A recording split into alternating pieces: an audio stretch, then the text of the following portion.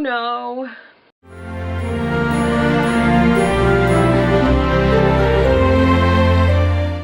Hey, it's MJ, and welcome to 12 Days of MJ. Day 12. That's right, 12th day. Last day, and I can't believe it. On my last day of 12 Days of MJ, I am doing a last-minute baking video. Now, I say last minute because I used completely store-bought products. I used store-bought icing, and I used store-bought cookie mix because I figured, you know what, sometimes, so say you have a holiday party that you have to get to in like 6 hours, and you're just like, wait, what am I gonna make? I can't run to the store and just buy something. I want to make it look homemade. So I found a picture on Pinterest, and again, this is kind of like the MJ tries Pinterest things. She says she can do it. But it was a picture of like little sugar cookies, like in various sizes, and it made it look like a Christmas tree. So there was icing between each layer, and the top looked like the top of a Christmas tree. And I was like, you know what? I'm going to try that. I'm going to see if it is as easy as it looks. So without further ado, you guys can see how I'm making them, and I will see you guys in the outro. I'm going to start out with the ingredients that I used to make this. I used completely store-bought products because I realized I didn't have time to make sugar cookies, and most people also don't have that time during this season. But to make this, you're going to need a sugar cookie mix, a stick of butter, 1 egg, 3 tablespoons of flour because these are cut-out cookies, not drop cookies, and 3 various sizes of cookie cutters. Next, if you have a stand mixer, it's the easiest to use. You can use a hand mixer or you can blend it by hand. It just takes a really long time. First, you're going to put the butter in, and the recipe did call for it to be melted, but I didn't read that until after I already had made the dough. What you don't really see here is I got butter all over my counter because it exploded.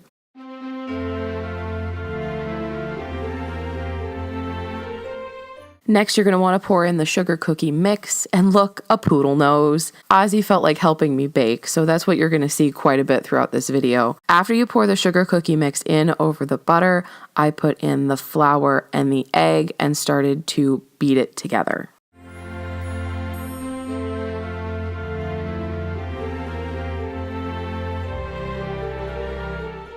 Once it's fully incorporated and turns into a dough-like texture, you can stop mixing it. Otherwise, it's going to get overmixed and then you're not going to be able to work with it. After it is mixed all together, you take it out of your mixer and then you can work with it. To roll everything out, I used 2 pieces of parchment paper. You could flour your counter and your rolling pin and do it that way, but I didn't want to add extra flour to the dough just in case it made it too dry. You're going to roll it out as much as you want until it's about 1/4 of an inch thick.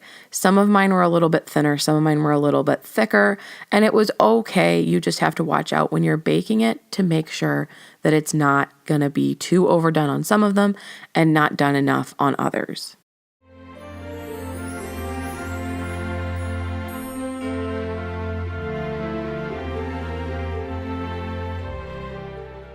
Now, when it came to actually cutting out the cookies, I started with the largest ring first because I wasn't exactly sure how many I was going to be able to get out of this dough. So I started with 10, and it took a little bit to do it because you have to make sure that you use as much as you can. But the one good thing about cookie dough is you can re-roll it, which I did a few times to get as many cookies as I could out of the dough. When you have all your cookies cut out and they're on a parchment-lined cookie sheet, you just shove them in the oven for, I think I put them in for about 5 minutes to begin with just because some of them were so small, into the oven at 375 degrees. I literally followed the directions on the back of the package. There was nothing fancy about this. With all the dough left over, I made a really big cookie. I don't know if it was a good idea, but I did it anyway. Now, I let my cookies cool overnight. You don't have to. You could really wait about an hour to an hour and a half and then frost them, but I chose to wait overnight just because I knew I'd have more time yesterday to finish making them. What you're going to need for the frosting is either you can make it yourself or buy frosting from the store and food coloring. That's it. And a hand mixer if you have one. If not, you can again use a whisk, but if you have a hand mixer, it's handy. Very, very handy. I dumped all of the frosting into a bowl because I wanted to add my food coloring to the entire batch, not just to a little bit of it. And it made it a lot easier in the long run to do an entire batch rather than do part of it and then do the other part, because then you don't have the same color throughout. When I was adding the food coloring to my icing mixture, I felt like I added 3/4 of a bottle of food coloring, which I kind of did. It was a lot of food coloring to get the color payoff that I wanted. I think if I make them again, I will use my gel food coloring rather than just like food coloring used to dye eggs at Easter. That was my mistake, and I won't do that again. I used a star-shaped piping tip, and I realized when I was trying to get the icing or the frosting, whatever you want to call it, out of the jar that the spatula I was using was not very good for that purpose, so I had to switch it out.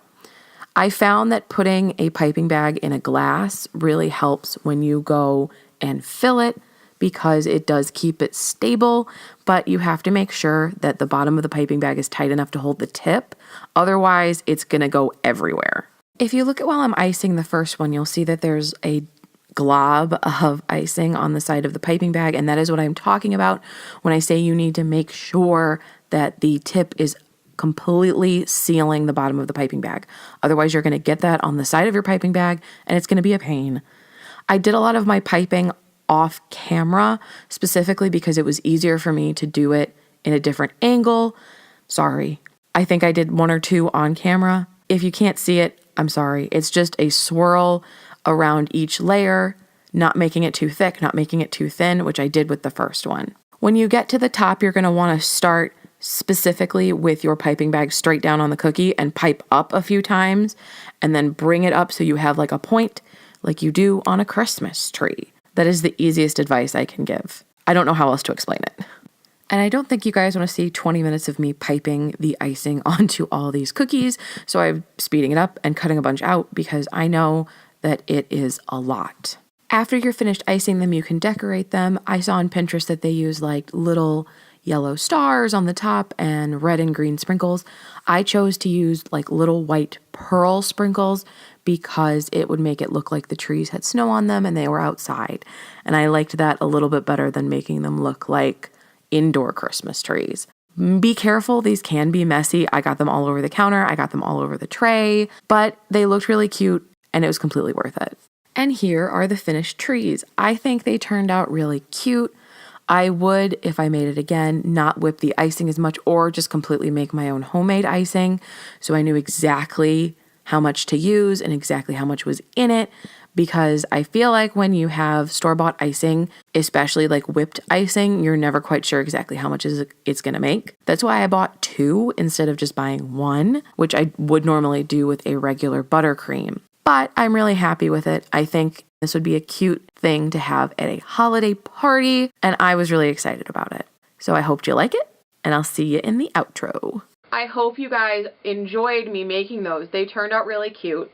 I don't have any with me right now. 1, because we gave some to a family friend, and 2, because the rest are sitting up in the refrigerator hardening. I over whipped the icing a little bit, so it got a little gooey. If you didn't notice that it got a little gooey as I was working with it.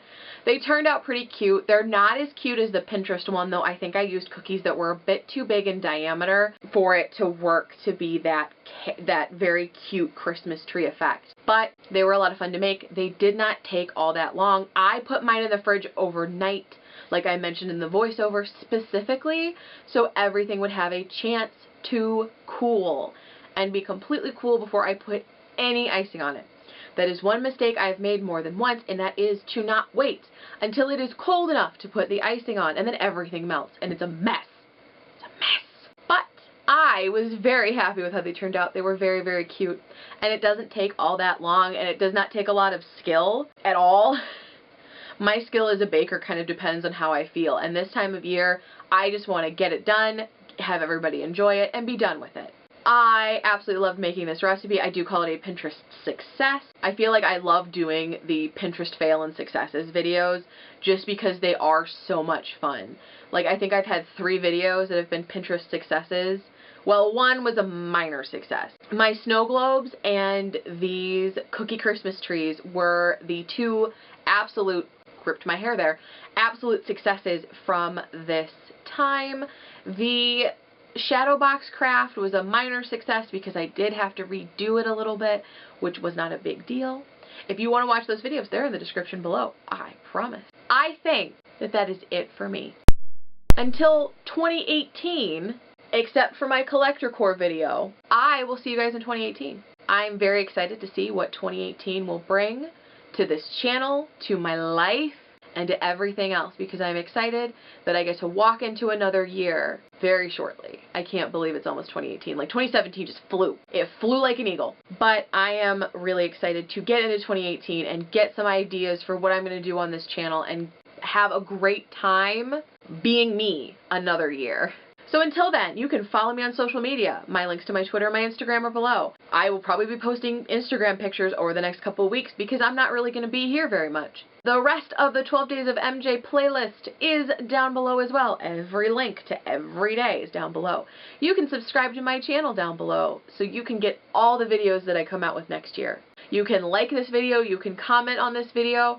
I hope everybody has a great holiday. I hope everybody has a great end of December, a great new year, even though I will see you guys before the end of the year with one more video. I am excited to say that I made it through all 12 days of the 12 Days of MJ. I was not sure if I was actually going to be able to do it all 12 days, but I did. That was my challenge for myself this year. Maybe next year I'll do every day. Maybe I'll do 24 Days of MJ next year.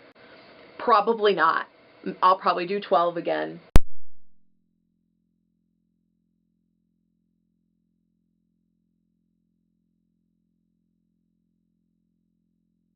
But until then, I hope everybody has a great holiday and a great end of your year. Bye! I don't know what I'm doing with my hand.